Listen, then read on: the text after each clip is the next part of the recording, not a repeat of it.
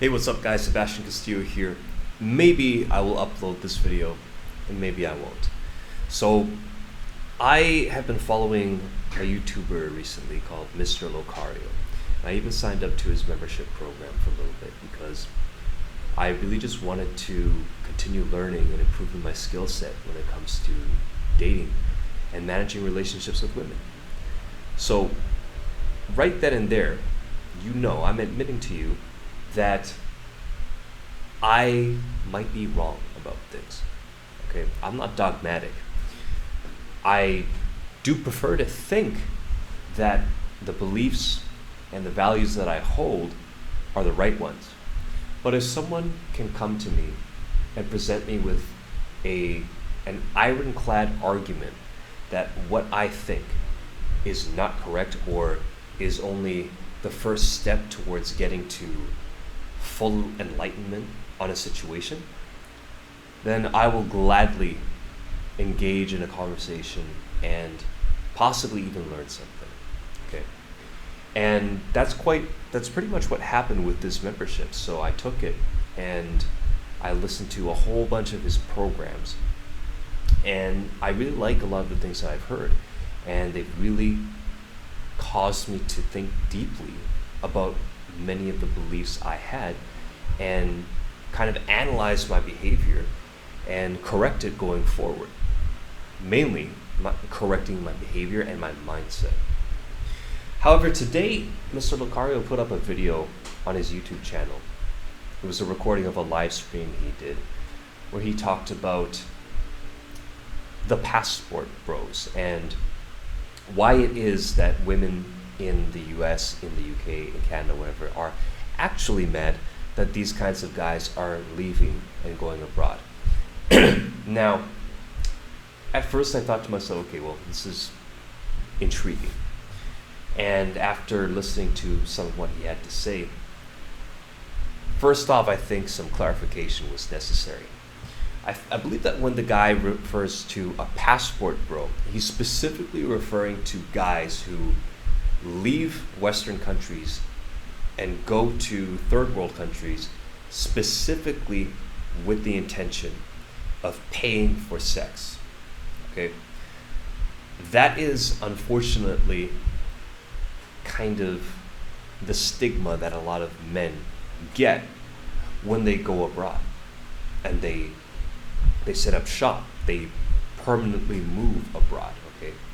Which is like what I've done in my case, okay? I have left Canada and I've been living here in Mexico for over 2 years now, okay? And so no one ever has confronted me or directly accused me of being in this camp. However,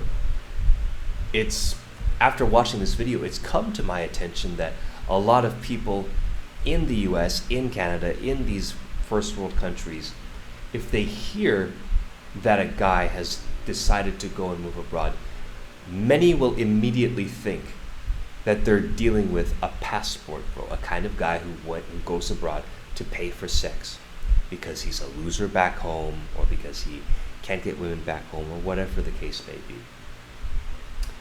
And I don't feel a need to defend my choices for coming here or anything, but the reason I'm making this video mainly is because I want to point out that there are actually plenty of guys who are very level-headed and who are very decent people who have decided to move abroad for a number of reasons, okay? And many who have never considered and never paid for sex, period, okay? I am one of them. All right. So the reasons I moved here, I could write a whole list, but just off the top of my head, first off, I came here to Mexico in October of 2020. If any of you are from Canada or you're familiar with what Canada was going through at that time, the gates were just about to shut, quite literally.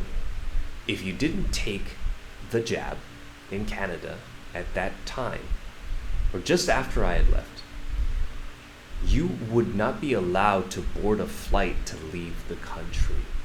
Okay. Now, of course, there were some people who managed to get around this But of course, they had to do a whole bunch of research and really uncover how they could position their argument from a legal standpoint in order to actually, it's kind of sad, in order to just get on the plane and leave their country.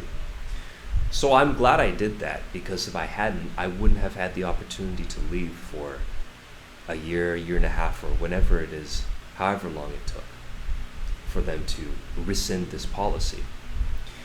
So that was one major reason, right? Canada just turned into a dystopian hellhole.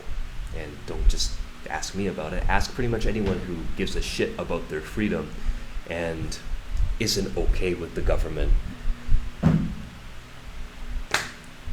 ruling over every aspect of their life, pretty much. So that was one reason.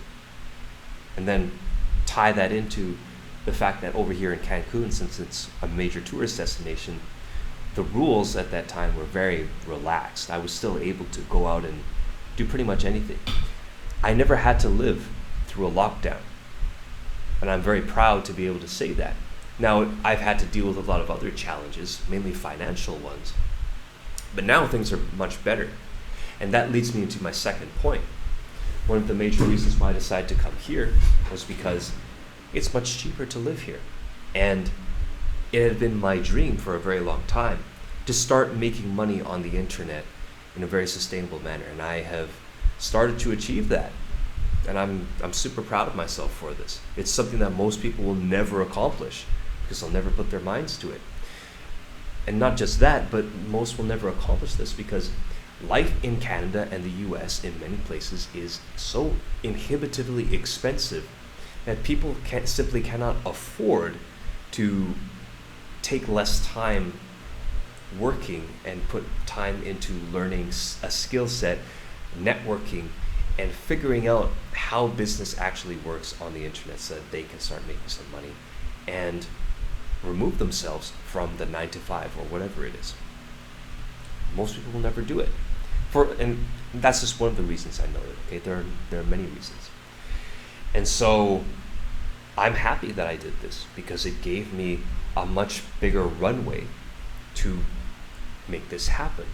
Not only that, but I was able to do this under more favorable conditions. I was still able to enjoy sunshine more than 300 days out of the year.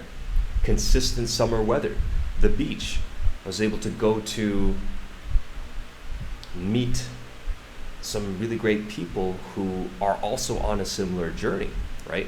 Tulum, Playa del Carmen, and Cancun to a somewhat lesser extent attracts a lot of, quote unquote digital nomads, but also guys who are very much like myself and perhaps like you, where we don't really fit into the cheesy kind of digital nomad stereotype, even though we make money on the internet and we do some traveling. And then that ties into my third reason, okay?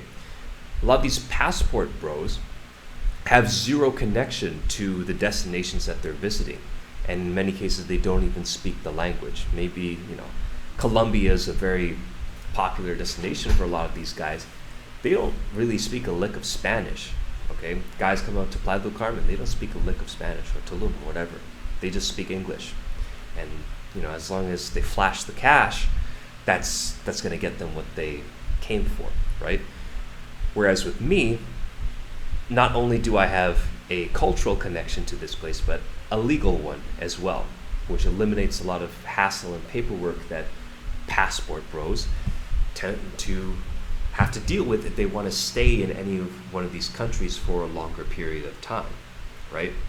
So I speak the language here. I'm connected. I have family here. So me coming here is not exactly just, get on a plane and hope for the best. I already had kind of a foundation to build upon, right?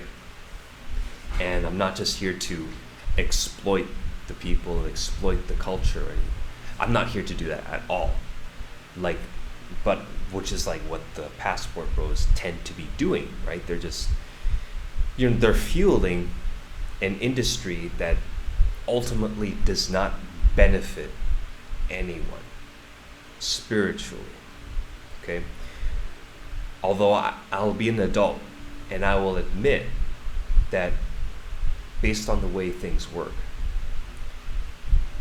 A lot of economies are based on illicit activities like that, right? Because if you think about it, those passport bros are coming to wherever it is, Colombia, the Dominican Republic, so and so. They're putting these dollars into circulation, right? That didn't exist before. So these girls take this money and they spend it on regular things, food, rent, clothing, and then that money is circulating into the economy. And so it gets washed, if you'd like to use that term. I could, again, like I said, I could list off a whole bunch of reasons why I moved here that have nothing to do with what Mr. Lucario has talked about in that video, and they're completely legitimate reasons. But I'm also going to touch upon the fact that when I left Canada, I was in a very different mindset, in that I was kind of swearing off Western women, and I had fallen into that mindset. But I've acknowledged this in a previous video where I took a step back and I realized that my judgment of women over there and was based off my situation, which wasn't a very good one because I just didn't have any money and I didn't have a social life. I rarely left the house. And when I did, I really didn't. I mean, I could literally count on one hand, maybe two hands, the amount of times I approached a woman in like a year or 2 years span when I was in Canada. Excuse me. And so there's absolutely no way I could make an accurate judgment of what the dating scene is like off of such a small sample size. And also take into consideration that I didn't have my own place. I didn't have a car. I didn't have steady work or fruitful work or anything like that. So no shit, I wasn't able to make anything happen, right? I was just sitting around and complaining and blaming, being a victim and blaming other people or this imaginary boogeyman that was Western women. And unfortunately, this is what a lot of guys are doing now, right? Maybe not exactly in this same kind of situation that I was in, right? We have a lot of guys who do have decent jobs, who work, who get out and they socialize, and yet they still demonize these women and paint them all with the same brush, which is not advisable, but there's nothing I can personally do about that apart from just realize and recognize the situation for what it was for me. And now I can share this with you guys. And I can tell you straight up that I've met, especially here, and as some of you know, I've lived in China, I have met despicable human beings, both male and female, everywhere I've been. And on the flip side, I've met wonderful people, both male and female, everywhere I've been. Okay? So let that also dispel the myth that if you come to Mexico, Colombia, whatever it is, that as soon as you get off the plane, every single woman is going to want to fuck you and cook for you and clean for you. That's not the case at all. A lot of girls here will not like you, even if you start flashing dollars in their face and dressing all nice and showing off like you might do in the US or whatever. Okay? It's the same thing. You could do all of that. They will not like you. On the other hand, there are going to be women who will take advantage of you when they see you acting in that way. And then, if you are a genuine person and you express yourself honestly, there are women who you will be attracted to, who will also be attracted to you, and that is where you can form the basis of a genuine, real relationship. So guys, this was all off the cuff. I had nothing planned out. I just felt like making this video because I saw what Mr. Lucario put up there, and I just thought you guys should get some clarification, okay? There's a big distinction between passport bros who are going abroad to pay to smash and not give a rat's ass about contributing to the actual culture, learning the language, and doing something like what I've done where I'm building a business and building up a skill set to be used globally. And then Well, yeah, guys like myself who are doing this for very practical and understandable reasons. So, I have nothing against Western women. I have nothing against women in general. I simply recognize the fact that a lot of women I speak to just aren't gonna like me no matter what I do. And on the other hand, a lot of women are gonna like me no matter what I do. No matter if I'm speaking to them in Spanish or I'm speaking to them in English back in Canada or if I'm in the US or something like that. It doesn't matter. Some of them will be with me, some of them won't be. And it's the same thing for you. So I don't really know where else to go with this, so I'm just going to end off the video here, guys. Take care, and I hope this was helpful for you.